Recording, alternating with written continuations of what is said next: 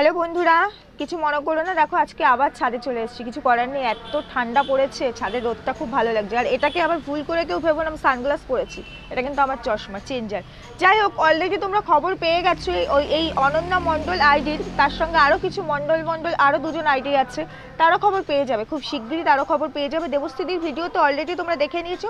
Just আমি একটুখানি এই আইডির কথা জাস্ট একটু বলে আমি আমার আজকে যে টপিকস, আমি এই আইডি নিয়ে এখন কথা বলবো না, এগুলো নিয়ে কথা বলার জন্য আমি বিকেলের ভিডিও আসবে।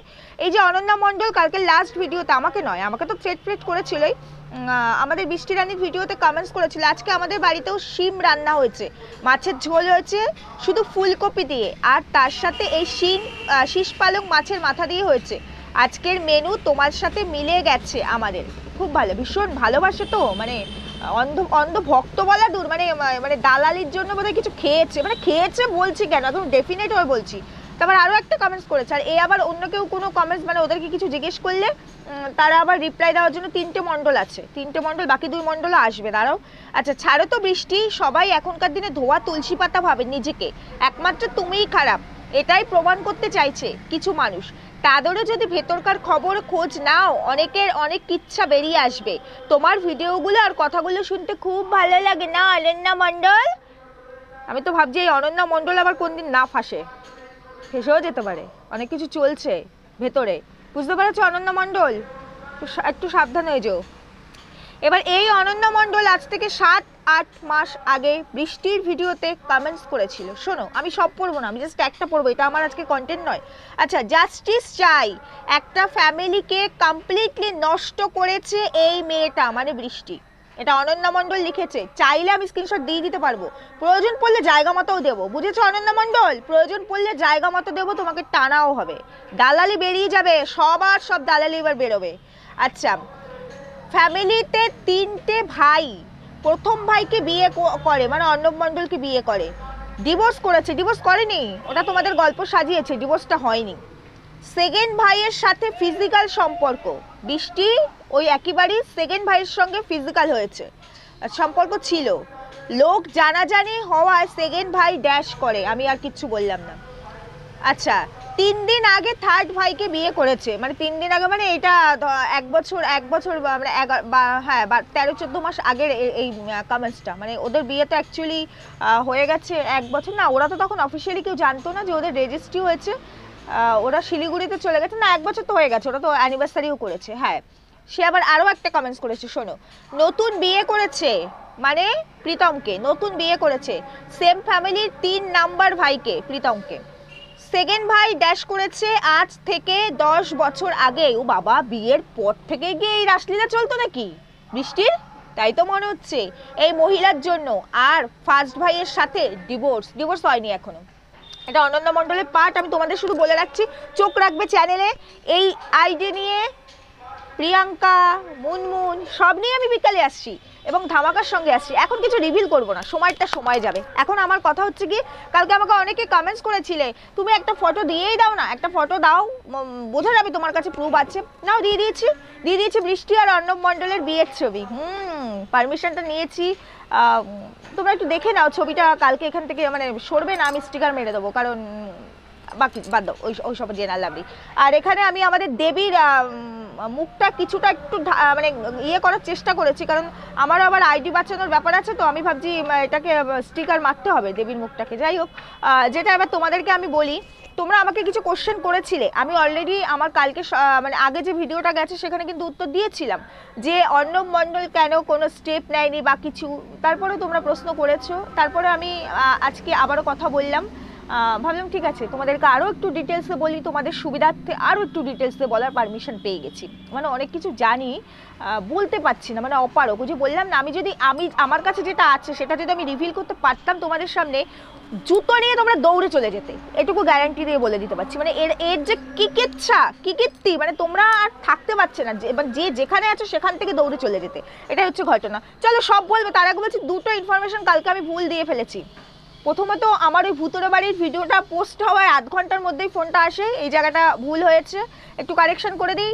ওই জায়গাটা ভুল হয়েছে, তার একটাই কারণ, অর্ণব মণ্ডলের বাড়িতে তো অর্কর অন্নপ্রাশন হয়েছে, ডেটটা তো আমি বলে দিয়েছেন 12 সেপ্টেম্বর। এবার আমি শুধু এইটুকুই ভালো করে জেনেছিলাম যে ডেটটা আর কোথায় হয়েছে।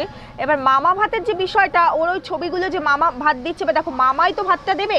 এবার অনেকে সেখানে আবার অনেক কমেন্টস দেখেছিলাম যে মামা বাড়িতে মামা ভাত, আমি সেই জন্য ভেবেছি হয়তো অর্ণব মণ্ডলের বাড়িতে ওর অন্নপ্রাশন হয়ে যাওয়ার পরে আবার আমাদের হয় না মামা বাড়িতে গিয়ে আবার মামা ভাত হয় না, আমি ভেবেছি হয়তো সেটা, সেই জন্য বলেছি মামা বাড়িতেও মামা ভাত হয়েছিল না। মামা বাড়িতে কোনো মামা ভাত হয়নি, ওই যে পিকগুলো দেখছো ওটা অর্ণব মণ্ডলের বাড়িতেই হয়েছে। অর্ণব মণ্ডলের বাড়িতে এলাহিভাবে আনুষ্ঠানিকভাবে মানে অনেক বড় করে অর্কর অন্নপ্রাশন করা হয়েছিল। বৃষ্টির বাড়ি বাপের বাড়িতে কোনো মামা ভাত হয়নি, এটা আমাকে কারেকশন করতে বলেছে, বলেছে এই জায়গাটা ভুল হয়েছে। আচ্ছা ভুল হয়েছে বলে দিলাম আমি। আর তারপরে হচ্ছে কি আরেকটা জায়গায় ভুল হয়েছে, সেও আবার আমাকে ফোন করেছে আজকে, এই তুমি একটা জায়গায় ভুল বলেছো। বলছি কি বলেছি, বলছে প্রীতম ফোন করেছিল ওর বাবাকে, বলেছিল জামা কাপড় নিয়ে স্টেশনে আসতে, কিন্তু প্রীতমের বাবা আসেনি জামা কাপড় নিয়ে, প্রীতম ফোনে কথা বলেছে ওর বাবার সঙ্গে। যাক এই জায়গাটা ভুল হয়েছে, তাই কারেকশন করে দিলাম আমি। বাকি সমস্ত কিছুই ঠিক আছে, শুধু আমি যখন বলেছি যে ফোন করেছে আমি ভেবেছি হয়তো ওর বাবা এসে দিয়ে গেছে, কিন্তু ওর বাবা আসেনি, ফোনে ও বলেছে জামা কাপড় চেয়েছে, ওর বাবার সঙ্গে কথা হয়েছে। বাকি টাকা পয়সা হিসাব নিকাশ তো তোমরা দেবস্থিতির ভিডিও থেকে জেনেই নিয়েছো, একই জিনিস বারবার রিপিট করবো কি, ওখান থেকেই জেনে নিয়েছো, আর দরকার নেই। এবার চলো মেন পার্টস, তোমাদের যে কোশ্চেন ছিল, কোয়ারিজ ছিল যে অর্ণববাবু কেন কোনো স্টেপ নেয়নি। অর্ণববাবুর বাড়িতে থাকাকালীন বৃষ্টি যে ভিডিওগুলো করতো যে আমি স্বামীর দ্বারা অত্যাচারিত, আমাকে সিগারেটের ছ্যাঁকা দিচ্ছে, আমি সিঙ্গেল মাদার সব থেকে বেশি, তাহলে অর্ণববাবুকে কিছু বলেনি। এবার তোমাদেরকে আমি ভালো করে একটু বলি, 2021 সালে যে ফ্ল্যাটটায় ওরা ছিল, যে ফ্ল্যাটটায় থেকে আমাদের দেবী বলেছিলেন উনি সিঙ্গেল মাদার, ওই ফ্ল্যাটটা 2021 সালে অর্ণববাবুর বাবা মানে বৃষ্টির এক্স শ্বশুরমশাই কিনে দিয়েছে, এটা তো তোমরা জানো, ক্লিয়ার হয়ে গেছে। তার আগে অর্ণব মণ্ডলের একটা ফ্ল্যাট এখানে ছিল রেন্টে ছিল এখানে। ওনার যেহেতু মানে চাকরির সূত্রে আসতে হয়, উনি দুর্গাপুরেও থাকতেন এখানেও থাকতেন, মাঝে মাঝে যখন থাকতেন তখন উনি ওই ফ্ল্যাটটাতে আর কি থাকতেন। সেই ফ্ল্যাটটা শেয়ারে ছিল, শেয়ারে আর কি ভাড়া নেওয়া হয়েছিল, 3 জন মিলে শেয়ারে ওই ফ্ল্যাটটা ভাড়া নিয়েছিল। তো ওখানে মাঝে মাঝে যখন আসতেন তখন উনি মানে কাজের জন্য আসতেন, তখন ওখানে থাকতেন, তারপর বাকি টাইম দুর্গাপুরে যখন যেতেন 2022 সালের আগে পর্যন্ত বৃষ্টি মানে ওই কোভিড বললাম না, বৃষ্টি কিন্তু দুর্গাপুরে তার শ্বশুর বাড়িতেই থাকতো এবং সেখানে থেকেই দাউরের সঙ্গে রাসলীলা চালাতো। আর রাসলীলার পর্ব তো তোমরা দেখলেই, মানে একেবারে 3টে ভাইকে কিভাবে, বাবা সত্যি বুঝতেই তো পারছো, মানে বিয়ের থেকে শুরু করেছে, কত কিছু উঠে আসছে তাই না বন্ধুরা। হ্যাঁ এগুলো প্রমাণ হিসাবে আমাদের কাছে রয়ে গেল, প্রয়োজন হলে সাবমিট হবে। যাই হোক, আমি কিন্তু বৃষ্টি এগুলো জায়গা মতোও পাঠিয়ে দিয়েছি, তোমাকে বললাম বৃষ্টি জায়গা মতো আমি সকালবেলা পাঠিয়ে দিয়েছি। তো এইবার যেটা বলছি, 2022 সালে 21 সালে ফ্ল্যাটটা কেনে, 2022 সালে অর্ণব মণ্ডল আর বৃষ্টি দুজনে শিফট করে এই ফ্ল্যাটে, মানে অর্ণববাবু তো থাকতেন, উনি তার ওয়াইফকে আর ছেলেকে নিয়ে আসেন ফ্ল্যাটে থাকার জন্য। আর 2022 সাল থেকেই আমাদের এই দেওরটি ঠাকুরপটি এই বৌদির প্রেমে চুকচুকারি ছিল না, মানে বৌদির সাথে প্রেম রসায়ন ছিল, আর তখন থেকেই কিন্তু ফ্ল্যাটে যাতায়াত করতো না। কি রিজন দেখিয়ে আসতো জানো, আমার এক্সাম আছে, মানে চাকরির পরীক্ষা ইন্টারভিউ, আমার এখানে আজকে কলকাতায় ইন্টারভিউ আছে, এত ইন্টারভিউ দিয়েও আমাদের এই দেওরটি কিন্তু একটাও চাকরি পায়নি, এইচএস পাস করা দেওর তো একটা চাকরিও পায়নি। হ্যাঁ যাই হোক, এই রিজন দেখে কজে আসতো। আর যেদিন আর কি ওরা পালায় 25শে নভেম্বর 2023, হ্যাঁ 2023 ওরা পালায়, 25 নভেম্বর, তার আগের দিন 24শে নভেম্বর আমাদের এই ঠাকুরপটি রাত্রি 12টার সময় এই ফ্ল্যাটে এসেছিলেন, মানে বৃষ্টি আর অর্ণব মণ্ডল যে ফ্ল্যাটে থাকতেন রাত্রি 12টার সময় এসেছিলেন, এবং বৃষ্টি রানী নিজে চাবি নিয়ে গিয়ে ফ্ল্যাটের তালা খুলেছিলেন, মানে খুলে তাকে ঘরে ঢুকিয়েছিলেন। হ্যাঁ কি বৃষ্টি ভুল বললাম, কিচ্ছু ভুল বলিনি। যাই হোক, সেই থেকে আমাদের এই মহারাজটির আশা এখানে শুরু। এবার তোমাদেরকে একটা কথা বলি আমি এখানে, যখন ওরা ফ্ল্যাটে শিফট হয়, দেখো ওদের রিলেশন যেহেতু অনেকদিন আগে থেকেই না শুরু হয়ে গেছিলো প্রীতম আর বৃষ্টির রিলেশন। এবার দেখো কোনো মেয়ে মানে ম্যারিড মেয়ে যখন অন্য কোনো রিলেশনে যাবে তখন কিন্তু সে তার হাজবেন্ডের সঙ্গে ক্লোজ হতে পারবে না, ঠিক বলছি, কারণ তার মন প্রাণ তার মানে সবটুকু দিয়ে সে তো তাকেই চাইবে, তখন তার হাজবেন্ডকে অসহ্য লাগবে, ভালো লাগবে না। তো সেই রকম হয়তো ফ্ল্যাটে আসার পর হয়তো কিছু মাস, 2-1 মাস বা কয়েক মাস হয়তো দেখিয়েছে হাজবেন্ডকে যে আমি ঠিকঠাক ভালো, তারপর থেকে হাজবেন্ড আর বৃষ্টি মানে বৃষ্টির এক্স হাজবেন্ড আর বৃষ্টি আলাদা আলাদা রুমে থাকতো, এবং বৃষ্টি তার কজ কি দেখিয়েছিল তার হাজবেন্ডকে। শোনো একটা ভালো পোস্টে ভালো র্যাঙ্কে যদি কেউ চাকরি করে তার একটা হেডেক থাকে, একটা তুমি যত উঁচু পোস্টে যাবে তোমার কিন্তু হেডেকটা বাড়বে। তো 2022-এ তখন উনি এমন একটা, আমি কোম্পানির নাম বলতে চাই না বন্ধুরা, আমি বললাম না, ছেড়ে দাও, এমন একটা ইয়ের সঙ্গে ছিলেন আর কি, ওনাকে না ম্যাক্সিমাম টাইম একটু মিটিং অ্যাটেন্ড করতে হতো। উনি কিন্তু ম্যাক্সিমাম কোভিডের পর থেকে উনি ওয়ার্ক ফ্রম হোম করেন, ইভেন এখনও করেন, এখনও উনি ওয়ার্ক ফ্রম হোম চলছে, যেহেতু মাল্টি ন্যাশনাল কোম্পানি বলেছে, ইউএস কোম্পানি, আমি তোমাদের এটাও বলে দিলাম ইউএসএ কোম্পানি, তো ওয়ার্ক ফ্রম হোম কিন্তু এখনও ওনার চলছে। তারপরেও বৃষ্টিরা নেই, সারাদিন স্বামীকে দেখতে পেয়েও নাকি হতো না, ওর স্বামী তো কাজ করবেই না, ওর তো দেওরের মতো একজন স্বামী চাই, দেওর কেন চাকর, এরকম একটা স্বামী চাই। তো ওনার একটুখানি প্রেশার থাকতো, উনি ল্যাপটপে কাজ করতেন, মিটিংগুলো সেট করতে হতো, মিটিং অ্যাটেন্ড করতে হতো, রাত্রিবেলাও হয়তো একটুখানি লেট নাইট ওনাকে কাজ করতে হতো। আর বৃষ্টি রানী কী বলেছেন, বাবা নেশা করে, এই করে সেই করে, কত কিছু প্রমাণ দিতে হবে। বৃষ্টি অনেক দূর চলে গেছে জল, তুমি যদি এখন গর্তের নিচেও চলে যাও সেখান থেকেও তোমাকে বের করা হবে, সেখান থেকেও তোমাকে বের করা হবে, এইসব ভাবতে যেও না, প্ল্যানে আর কাজ হবে না। যাই হোক ওইসব বাদ দাও, যেটা বলতে চাইছি, তো বৃষ্টি তখন কজ দেখাতেন। বৃষ্টি কী কজ দেখাতে, বৃষ্টি কী কজ জানি দেখাতে তোমার হাজব্যান্ডের, কী কারণে জানি তুমি তোমার হাজব্যান্ডের পাশে শুতে পারতে না। বন্ধুরা এটা পার্সোনাল, আমি এটা বললাম না, আমাকে বারণ করে দিয়েছি বলতে, তাই বললাম না, সরি। তো অনেক রিজন দেখাতো বৃষ্টি, এবং বৃষ্টির নাকি খুব ডিস্টার্ব হতো, খুব ডিস্টার্ব হতো বৃষ্টির। যাই হোক ডিস্টার্ব হতো বলে বৃষ্টি বলতো আমি আলাদা থাকবো। এবার তার হাজব্যান্ড ভাবতেন যে শুধু শুধু বাচ্চাটা রয়েছে, বাচ্চাটা আর ওর মা দুজনকে ডিস্টার্ব করবো, আমি তো একটু কাজও করি, ঠিক আছে আমি আমার মতো মিটিংগুলো, আমরা হলে কী করতাম, তুমি তোমার মতো কাজটা কমপ্লিট করে তারপরে এসে শো, তাই তো। আর ওনার ক্ষেত্রে সেটা না, উনি আলাদা থাকবেন, ওনার হাজব্যান্ডকে আলাদা রুম দিয়ে দিয়েছেন, তুমি আলাদা থাকো, 3 BHK ফ্ল্যাট তোমরা জানো। কারণ ওনার তাহলে ফোনে চ্যাটিং, ডেটিং, দেওরের সঙ্গে কথা বলা, রোমান্স, ফোনেও তো রোমান্স হয় আজকাল, অনেক কিছু হয়, সবই হয়, এগুলো করতে সুবিধা হতো। আর ছেলে তো ছোটো, ছেলে আর কি বুঝবে, সেগুলো চলতো। তো মানে ফ্ল্যাটে শিফট হওয়ার পর থেকে এরা কিন্তু সেপারেশনে ছিলেন, মানে আলাদা আলাদা। তার হাজব্যান্ড কিন্তু তখনও জানতো না তার ভাইয়ের সঙ্গে তার সম্পর্ক আছে, জানতো না, জানতো না। অর্ণববাবু জেনেছিলেন 2023-এর 25শে নভেম্বর ওরা মানে ইনলিগাল ওয়েতে রেজিস্ট্রি করে, এবং বৃষ্টি কে জানি ছিল সেখানে সাক্ষী। যাই হোক এগুলো আমি বলতে চাই না, এগুলো জায়গা মতো যাবে। তো সেই তার মনে একটা গিল্ট ফিল হতো, মানে তাকে তো ম্যানিপুলেট করেছিল বৃষ্টি আর এই মহারাজ, বৃষ্টির হাতটা এখানে বেশি। তো সেই ম্যানিপুলেট করার পরে সে যখন জিনিসগুলোকে খতিয়ে দেখলো, একই অ্যাপার্টমেন্টে থাকছে তো, এবং সে দেখছে মেয়েটার এটার সাথে এটা মিলছে না, কারণ 2022-এ মেয়েটা ফ্ল্যাটে এসছে, 2023-এই ওরা রেজিস্ট্রি করেছে, খুব বেশি দিন তো মেয়েটাকে দেখেনি, মেয়েটার কথাতে ওরা মানে ভুলে গেছে, তাই না। মেয়েটা ওদেরকে এমনভাবে ব্ল্যাকমেল করেছে যেমন আমাদেরকে করেছে। তো সেরকমভাবে ওরা যখন দেখলো যে ওর হাজব্যান্ডের এগেনস্টে যা যা বলেছে সেটা নয়, ওর হাজব্যান্ড সেরকম নয়। আর তাছাড়া অর্ণববাবু এই ফ্ল্যাটটায়, মানে 2021-এ যে ফ্ল্যাটটা কেনে তার আগে তার পাশেই একটা ফ্ল্যাটে রেন্টে থাকতে শেয়ার, আমি তো তোমাদের বলেছি প্রায় 8 বছরের মতো ওখানে ছিলেন, মানে ওনার কাজের সূত্রে উনি মাঝে মাঝে এসে থাকতেন, ওটা শেয়ারে ছিল, ওটা রেন্টে ছিল আর কি, শেয়ারে নেওয়া হয়েছিল রেন্টটা। তো সেখানে উনি যখন সবটা মেলালেন তখন ওনার নিজের গিল্ট ফিল হলো, যে উনি বললেন, উনি তখন ভাবলেন আমি অন্যায় করেছি, একটা মেয়ে আমাকে ফাঁসিয়েছে, তার হাজব্যান্ড এত ভালো, সে অন্যায়ভাবে ইনলিগালভাবে রেজিস্ট্রিটা করেছে, আধার কার্ডের সব চেঞ্জ করে। তখন উনি এসে অর্ণববাবুকে সবটা জানিয়ে দিলেন। ফেব্রুয়ারি কি মার্চে জেনেছে অর্ণববাবু, ফেব্রুয়ারি কি মার্চে জেনেছে, এক্সাক্ট টাইমটা আমি বলতে পারছি না এখানে, ফেব্রুয়ারি না মার্চ, তবে এই টাইমটাতে জেনেছে। এবং জানার পরে অর্ণব মণ্ডল ওদেরকে ধরা দেয়নি, কারণ ওরা যে ইনলিগেল ওয়েতে রেজিস্ট্রিটা করেছে। আর তোমাদের আগেই বলেছি অর্ণব মণ্ডল আর বৃষ্টির সোশ্যাল ম্যারেজ হয়েছিল, রেজিস্ট্রি ম্যারেজ হয়নি। উনি চেয়েছিলেন রেজিস্ট্রি পেপারসটা তুলতে, বৃষ্টি চলে এসেছে। আমিও এই জন্য এই কদিন একটু হাইট করছিলাম, পুরো ডিটেলস বলতে পারছিলাম না, চলে এসেছে। তো অর্ণব মণ্ডলের হাতে এখন অনেক প্রুফ, রেজিস্ট্রি পেপারসটা উনি তুলে ফেলেছেন। হ্যাঁ অবশ্যই পারমিশন নিয়ে কথাগুলো বলছি, অবশ্যই পারমিশন নিয়ে বলছি। পেয়ে গেছেন উনি রেজিস্ট্রি পেপারসটা।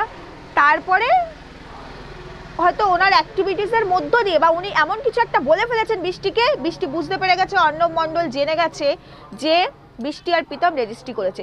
এবং বৃষ্টি এটা বুঝতে পেরেছে 2023-এর 25শে নভেম্বর যেদিন বৃষ্টি পালিয়ে যায়, হয়তো তার আগের দিন এরকমই, খুব বেশি একটা আগে জানতে পারিনি। সেই কারণে বৃষ্টি তড়িঘড়ি আগে সোনাগুলোকে সরিয়েছে, সোনা জামা কাপড়ের ল্যাপটপটা নিয়েছে, বাকি কিছু নিতে পারেনি, এইগুলোই নিয়েছে, কিছু জামা কাপড়, কিছু জামা কাপড়, ল্যাপটপ আর সোনার জিনিস নিয়েছে।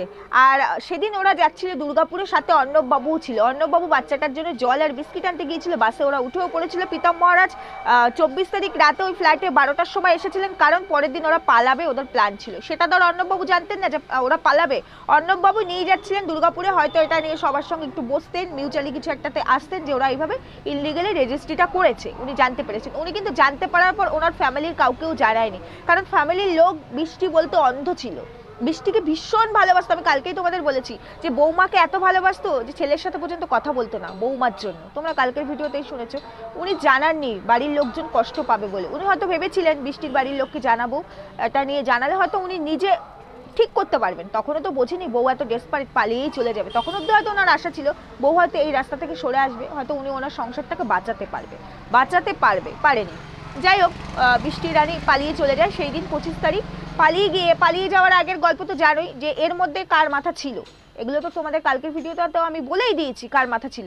কারণ বৃষ্টি বুঝতে পারেনি যে অর্ণববাবু জেনে যাবে। অর্ণববাবু এত তাড়াতাড়ি জেনে যাবে বৃষ্টি বোঝেনি। বৃষ্টি আর প্রীতমের প্ল্যানটা অন্যরকম ছিল।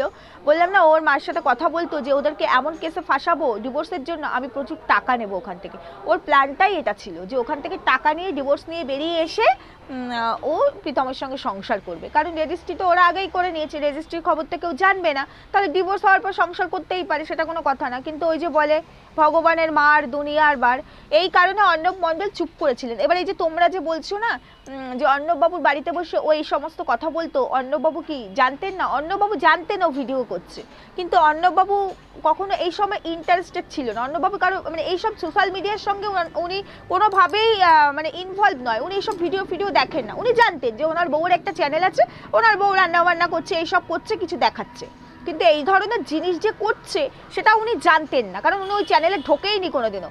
যখন উনি জানতে পেরেছেন, যখন উনি দেখতে পেয়েছেন দু একটা ভিডিও, সব না, তখন উনি দেখলেন যে থাম্বনেলের মধ্যে ওনার মানে স্বামীকে মানে এলিগেট করে কিছু জিনিস থাম্বনেলের মধ্যে দেওয়া আছে, বাট ভিডিওর ভেতরে সেরকম কিছু বলেনি।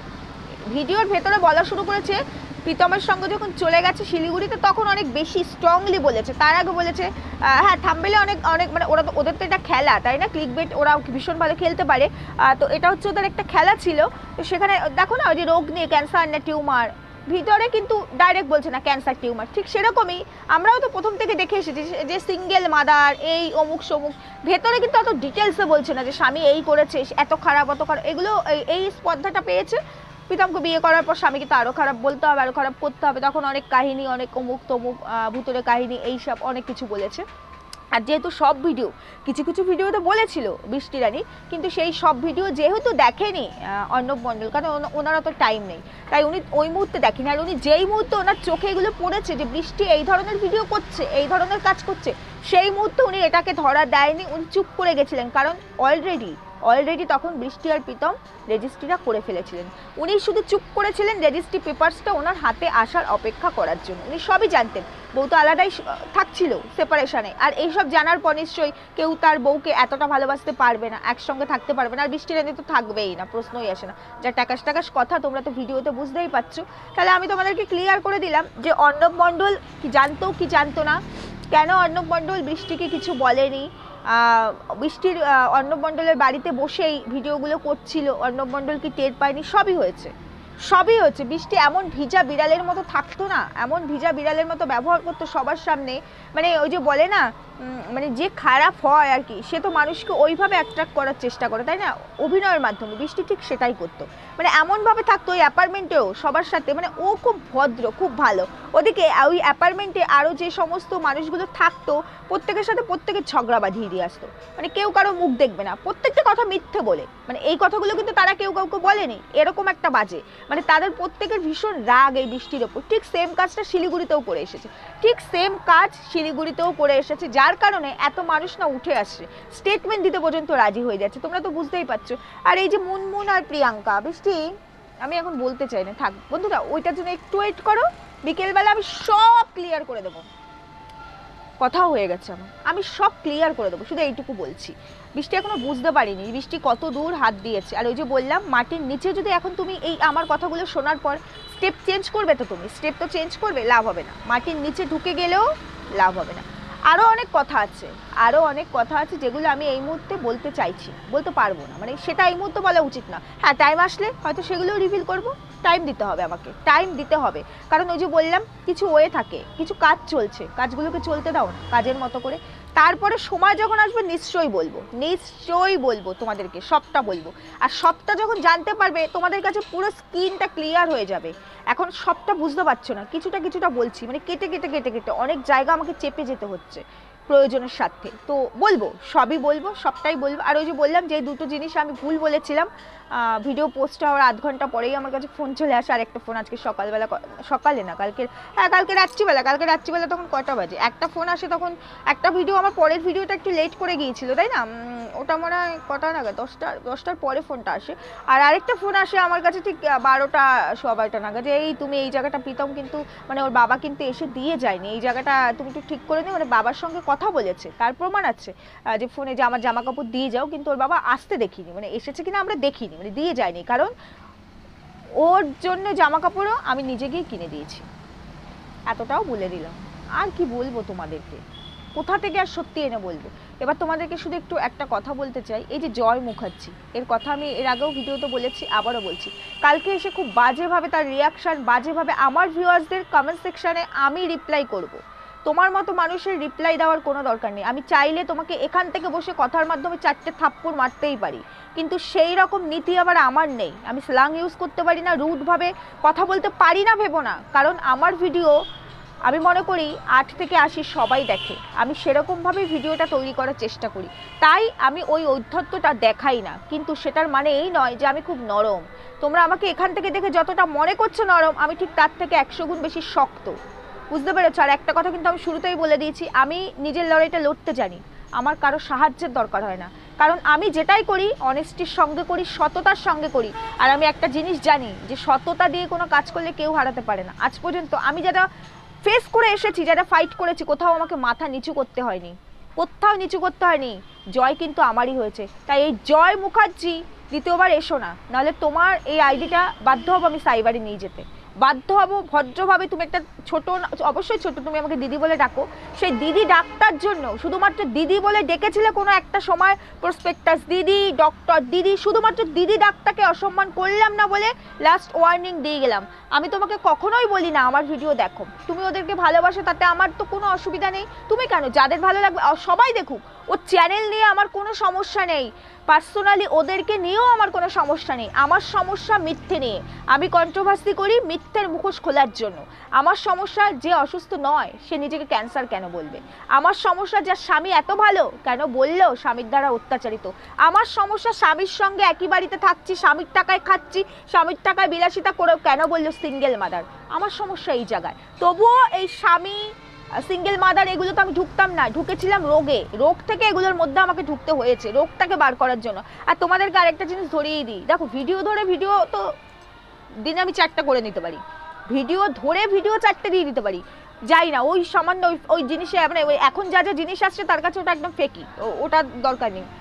শুধু একটা পয়েন্ট একটুখানি তোমরা ভালো করে একটু বুঝে নাও, এই যে ম্যাডাম কালকের লাস্ট ভিডিওতে কি বলেছে, যে ডাক্তারের সঙ্গে কথা হয়েছে, ডাক্তার বলল এখন তো মোটামুটি আমি সুস্থ হয়েই যাচ্ছি, মানে সুস্থের দিকেই আছি, সুস্থই আছি। আবারও বলল, শুধু সেটা নয়, তারপরে আরও একটা কথা বলল, কি দেখেছো ভিডিও, না হলে দেখে এসো।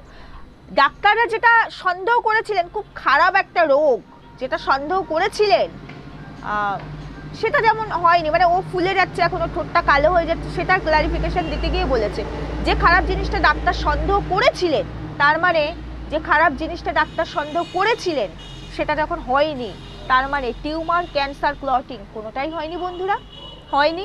তাহলে আমার প্রশ্ন, চেন্নাই থেকে ব্যাক করার পর ডাক্তার তো যেটা সন্দেহ করেছিলেন সেই সমস্ত কিছু চেন্নাইতেই ট্রিটমেন্ট হয়েছে, তাই না? ডাক্তার তো নিশ্চয়ই চেন্নাই থেকে এখানে চলে আসার পর ফোনে ফোনে সন্দেহটা ক্লিয়ার করেনি, টেস্ট করেছে। টেস্টটা কোথায় বসে করেছে? চেন্নাইতে বসে। বায়োপসি কোথায় হয়েছে? চেন্নাইতে। অ্যাকচুয়ালি কিছু না, ওর ফুল বডি চেক আপ হয়েছে, এর প্রমাণ আছে, প্রয়োজন পড়লে জায়গা মতো সবই যাবে। তবু আমি ওর কথা ধরে বলছি, ডাক্তার বাজে জিনিসটা সন্দেহ করেছিলেন, নিজের মুখেই বলে ফেললে, কারণ এখন ঠেসে গেছে চারিদিক থেকে। আমি তোমাদেরকে একটা কথা বহু আগেই বলেছিলাম, আমাদের প্রমাণ উঠিয়ে দেওয়ার আগে বৃষ্টি প্রমাণ দেবে, দিচ্ছে। কথায় প্রমাণ দিচ্ছে বন্ধুরা, শুধু তোমরা ধরতে পারছো না। আমরা ক্রিয়েটার কন্ট্রোভার্সি করি, তাই ধরিয়ে দিতে হচ্ছে তোমাদেরকে। যাই হোক, আমার কথা, ডাক্তার যেটা খারাপ জিনিসটা, মানে মারাত্মক খারাপ, মানে তো ওই ক্যান্সার জিনিসটা সন্দেহ করেছিলেন, সেটা যখন হয়নি, এখন ওষুধ খেলে তো মানুষের রিয়াকশন হবে, ফুলে যাবে। আমি বলেছিলাম নার্ভের ওষুধ খেলে কিন্তু মানুষ ফোলে, আমি নিজেও খেয়েছিলাম নার্ভের ওষুধ খেলে। আমি আগেই বলেছিলাম একটু নার্ভের সমস্যা, ইন্টারনাল কিছু সমস্যা থাকলেও থাকতে পারে।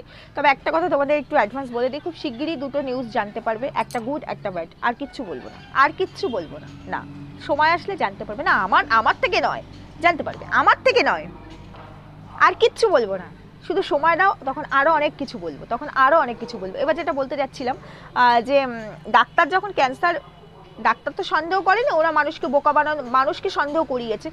আমার কথা ও যখন বলেই দিল ডাক্তার যেটা সন্দেহ করেছেন সেটা যখন নয়, তাহলে চেন্নাই থেকে ফিরে আসার পরেও এতগুলো দিন, এতগুলো মাস একটানা টেনে গেল কেন? ক্যান্সার না টিউমার, টিউমার না ক্যান্সার, হয়তো আমি আর বাঁচবো না, আমার ভিডিওগুলো স্মৃতি হিসাবে থেকে যাবে। কি বলেছিল বন্ধুরা, বলেছিল এই কথাগুলো। আমি মরার কথা বলতে চাই না, কিন্তু আমার রোগটা, এগুলো তো অনেক পরে, চেন্নাই থেকে আসার অনেক পরে, অনেক পরের ঘটনা।